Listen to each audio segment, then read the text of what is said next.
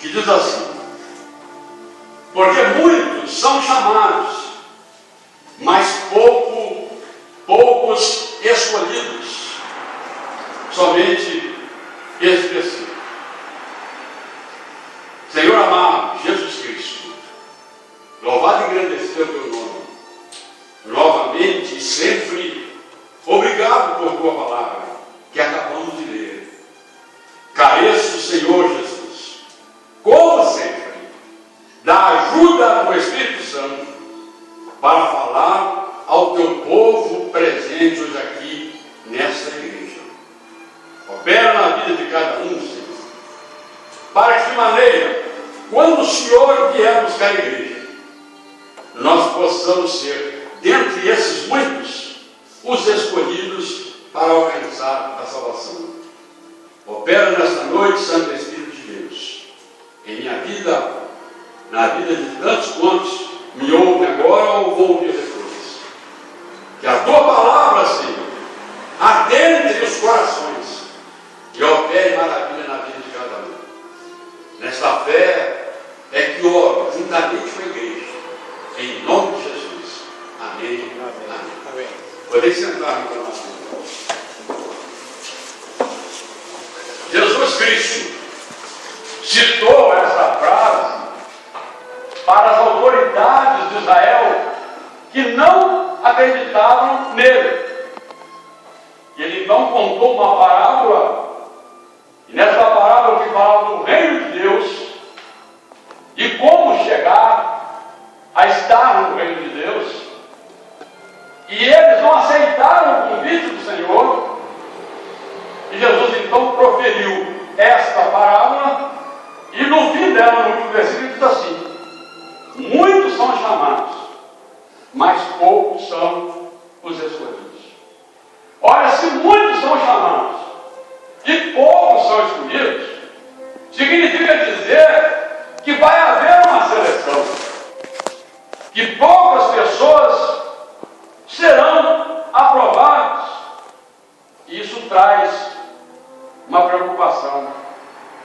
Em várias passagens bíblicas, nós percebemos, constatamos essa mesma realidade de muitos amados e poucos escolhidos. Daí, eu fiz 3 perguntas que vamos responder à medida que nós vamos desenvolvendo a pregação. E a primeira delas é: por quê tem sido assim? Muitos amados e poucos escolhidos.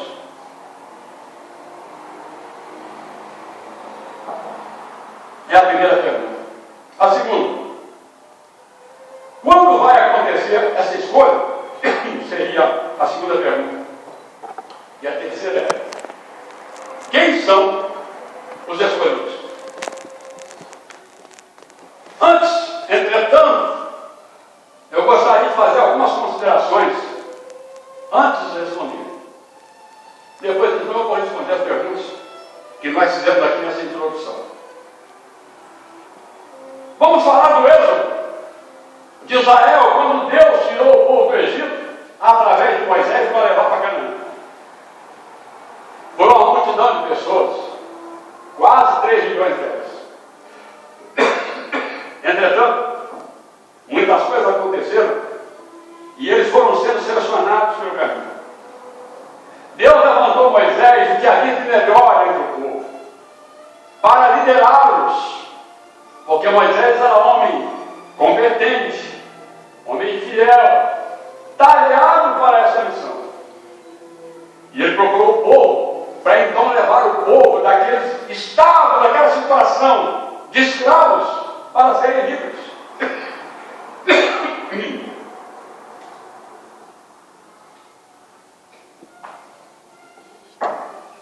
Imagina a situação de escravo, sem direito algum a nada, porque escravo não sujeita, escravo cumpre ordem, escravo alimenta mal, escravo faz tudo que manda.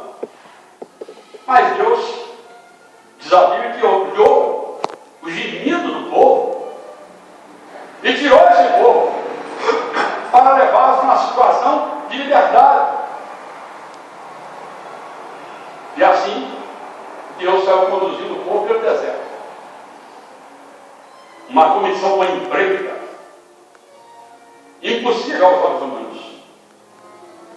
Tão grande comissão, tão grande trabalho. Bom, mas Deus tinha um homem certo para a missão certa. Levantou Moisés, e Moisés foi dirigir o povo. Segundo a Bíblia, nos 2 primeiros anos, eles deveriam ter chegado lá.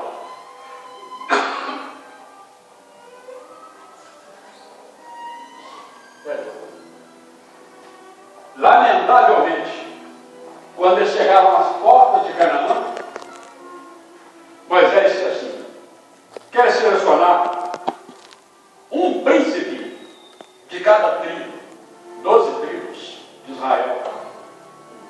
Os príncipes eram os representantes de cada tribo, porque havia de melhor nelas, homens preparados. E disse para eles o seguinte: vocês vão até Canaã, observe a terra, verifique o que tem nela, os perigos, tudo em Canaã. E traz um relatório para mim e diz o que nós vamos ter que fazer, o que há nessa terra. Era a terra da promessa de Deus. O que Deus promete é coisa boa. Deus não promete nada ruim para o povo. Os espiões saíram para adentrar Canaã e verificaram tudo o que havia naquela terra. Terra fértil, cachos de uvas que necessitavam de 2 homens para carregar, todos os de cereal, água abundante, florestas, uma terra que todo mundo desejou ter um dia. Se alguém comprar uma terra, vai querer dizer assim: ah, se pudesse ser como Canaã, mas não tem mais nenhuma terra igual. Tão boa, galera. E foi a terra que Deus prometeu para o seu povo, que agora era escravo, e que se tornaria povo livre para morar em Canaã. Eles caminharam 2 anos para chegar lá, pouco tempo, pela distância, iam a pé, mulheres, crianças, animais, fazendo, todo o povo, todo misto de gente.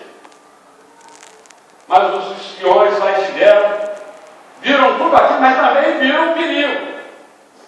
Viu que tinha gigantes na terra, homens preparados para a batalha, inimigos. E eles conseguiram enxergar tão somente a dificuldade, não enxergaram a bênção.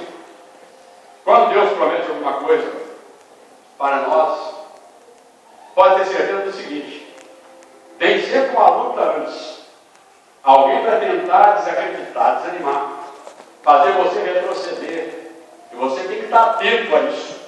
Porque Deus promete, o diabo se levanta para cair, vai levando. E se você não tiver fé, você vai após as insinuações dele. E os espiões chegaram na terra e voltaram dizendo o seguinte: nós não vamos tomar posse dessa terra. Essa terra tem gigantes. Nós somos que nem gafanhotos aos olhos deles. Nós não podemos enfrentá-los. Nenhum deles levantou a voz para dizer, dos 10, não, peraí, não vem bem assim. E eles continuaram relatando coisas negativas, botando dificuldades para que a promessa de Deus fosse realizada na vida do povo. Eles representavam o povo. Só 2 deles, Josué e Caleb, tiveram um discurso diferente. Nada disso. É a promessa de Deus. Nós vamos vencê-los. Vamos tomar posse dessa terra, dessa bênção, porque Deus é conosco. Eles não serão nada diante de nós. E quem tem Deus tem tudo. Mas o povo preferiu dar ouvido aos 10 do que dar ouvido aos 2, Josué e Caleb, que diziam: se Deus prometeu, Deus vai cumprir. Quando Deus promete, Deus cumpre. Não importa o tamanho da dificuldade, Deus vai cumprir a sua palavra, a sua promessa.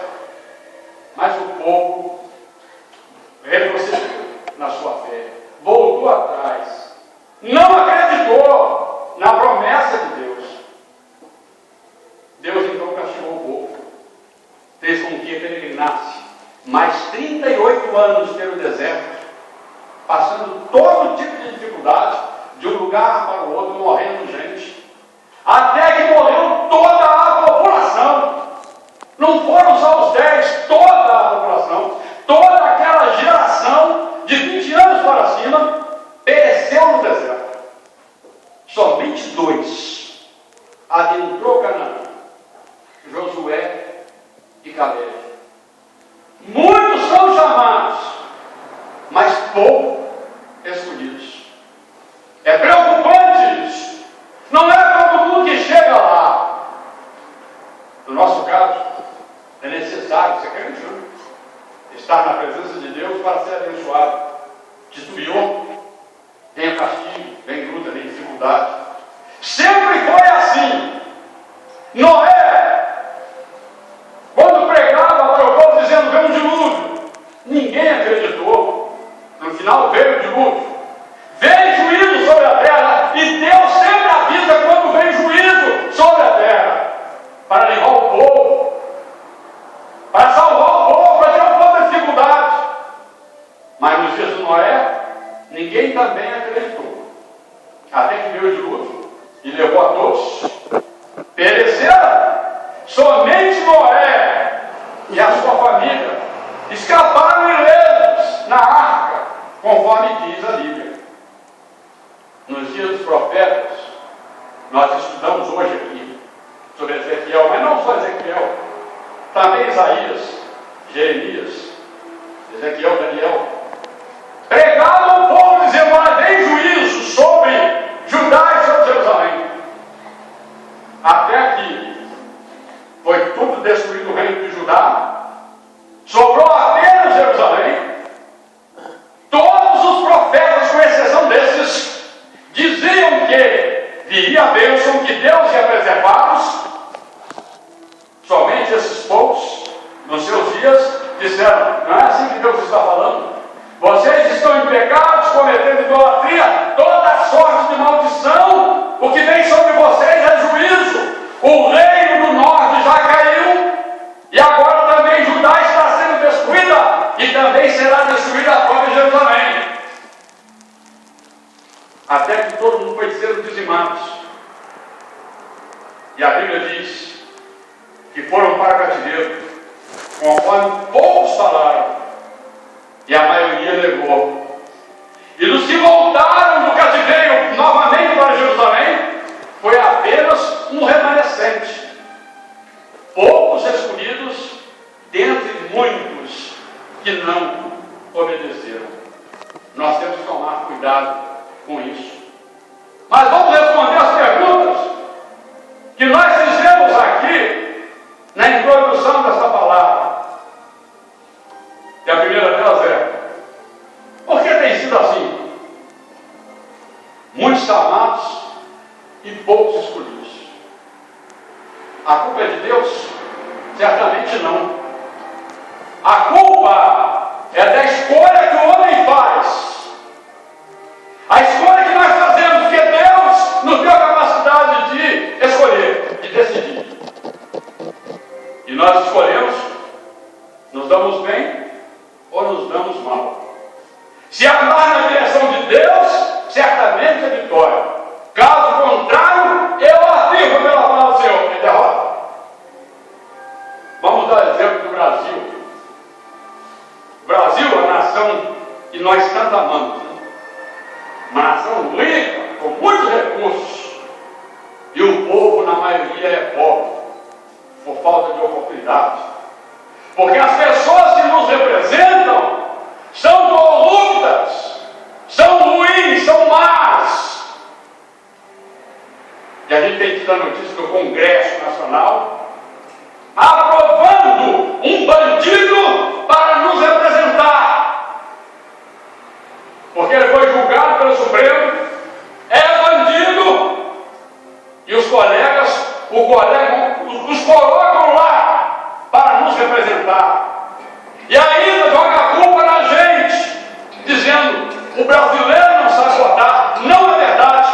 Nós escolhemos esses bandidos sem saber que são bandidos, para nos representar.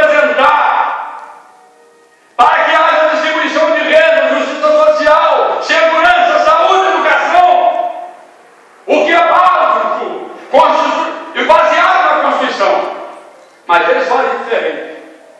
Eles se corrompem todo mundo, a justiça até julga, mas eles não são punidos.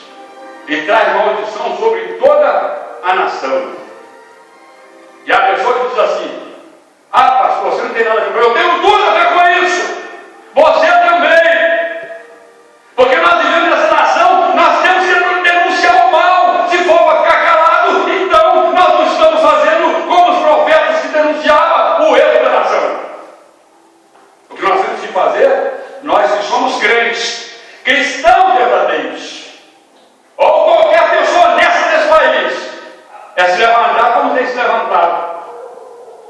Aí entra alguns no meio da grande maioria que quer ver justiça, que quer acabar com o mal da corrupção, da infidelidade, da criminalidade, e infiltram pessoas no meio delas para fazer a baderna, para arrumar um motivo para não atender a população e dizer: os baderneiros estão fazendo contra a lei. Ninguém me engana com relação a isso, porque eu conheço o outro lado e eu sei que eles mesmos colocam a gente para causar tumulto e desviar a atenção.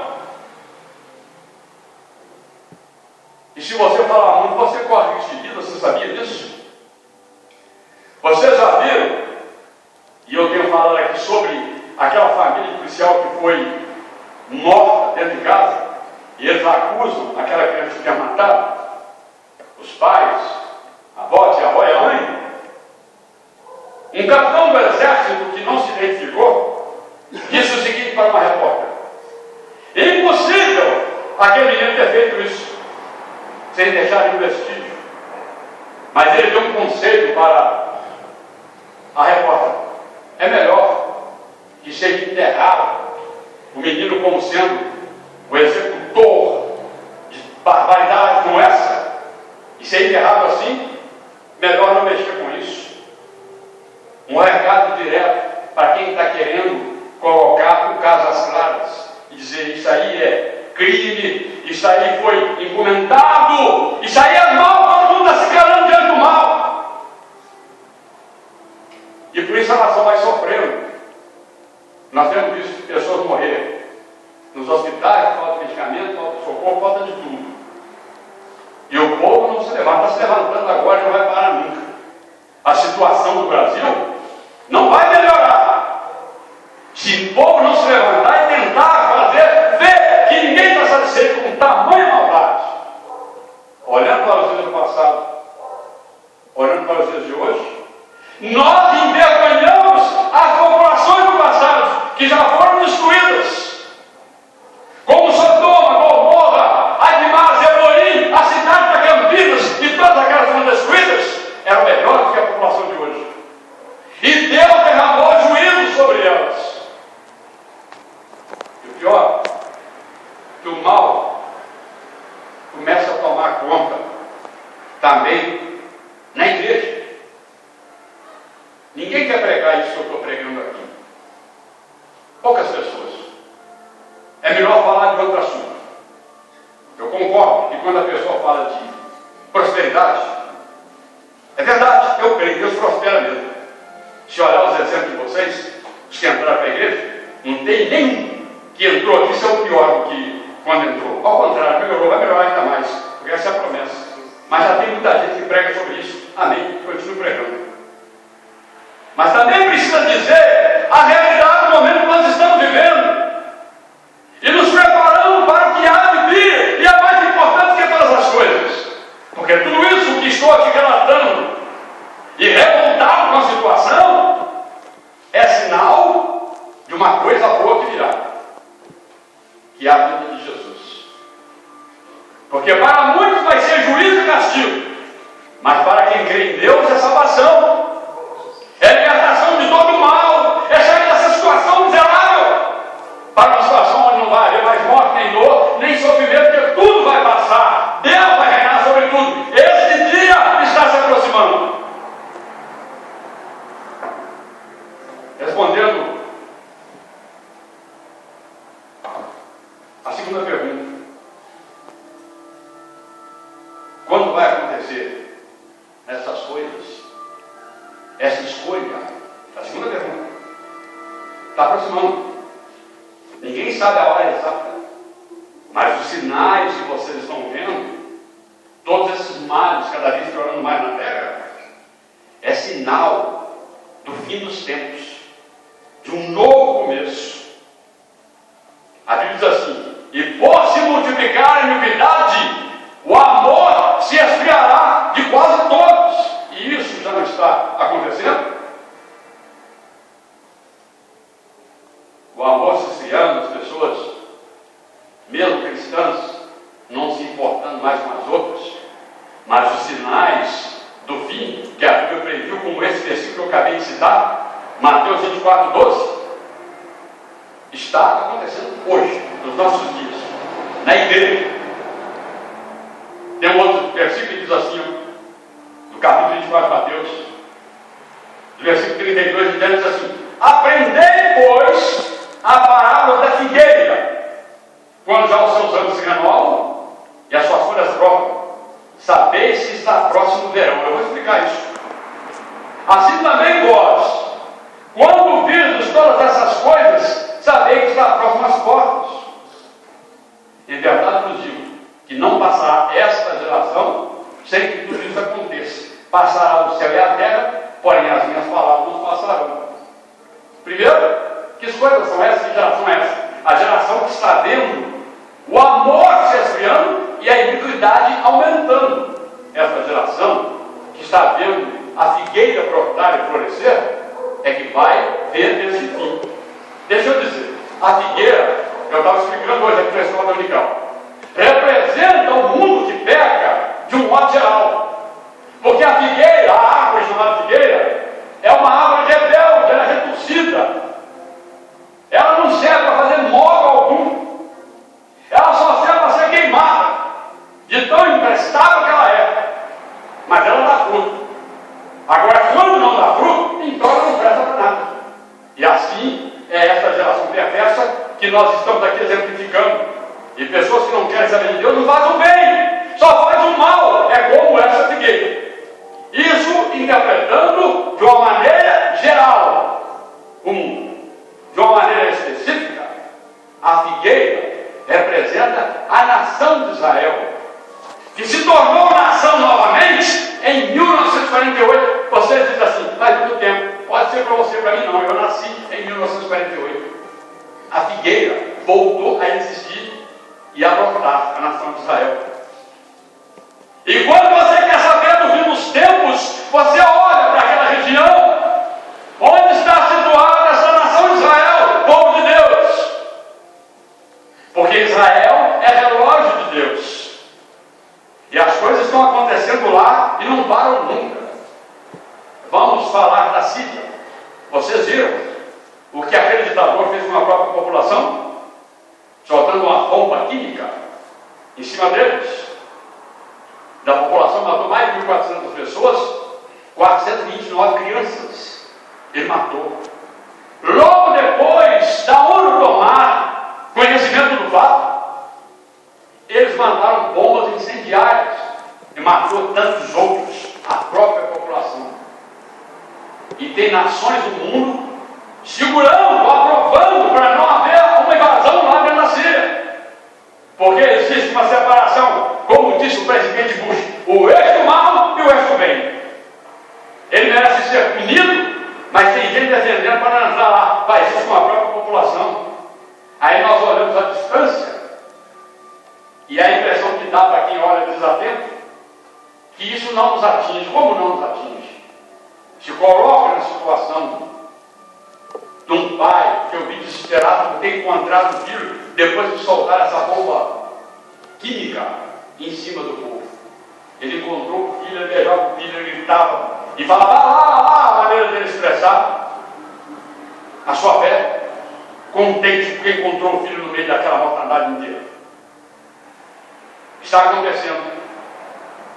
Está iminente uma invasão para tentar punir esse monstro que tem lá. Alguns se levanta contra. A maioria deles, normalmente o Brasil toma uma posição normalmente errada. Vocês se lembram bem de pouco tempo atrás, o Brasil se misturando viajado lá do Irã, apoiando contra o mal. Aí a Síria levanta e diz assim: se vocês atacarem minha nação, nós vamos atacar Israel, que está aqui no campo dele. Ameaçando Israel. Porque eles sabem que se for ameaçar Israel e atacar Israel, a guerra pode se tornar generalizada. Porque o demônio os usa para fazer um grande levante e grande mortalidade no Oriente Médio. É a luta do bem contra o mal. Isso é sinal do fim. Nós sabemos que isso está acontecendo, precisamos levantar os nossos olhos e perguntar: de onde virá o nosso socorro? E a resposta é: o nosso socorro vem do Senhor que fez o céu e a terra. Apocalipse 1:3 diz assim: bem-aventurados aqueles que leem e aqueles que ouvem as palavras da profecia e guardam as coisas nela escritas, porque o tempo está próximo. Estamos chegando no fim. Não há muito tempo. Nós precisamos ser crentes verdadeiramente. E a terceira pergunta que nós fizemos na introdução é esta: quem são os escolhidos?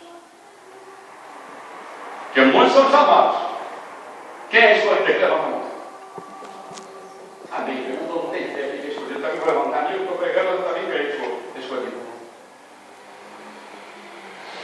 Olha, a Bíblia diz assim, Marcos, muito conhecida a passagem, Marcos 16:15. E disse Jesus: indo por todo mundo e pregar o Evangelho a toda criatura. Agora vem os escolhidos. Quem crer e for batizado será salvo. Quem, porém, não crer será condenado. O escolhido é aquele que crê. Esse sim. Esse será salvo. Os outros que não creem em Jesus, tem muita gente que não crê, a Bíblia diz que será condenado. E eu creio nisso.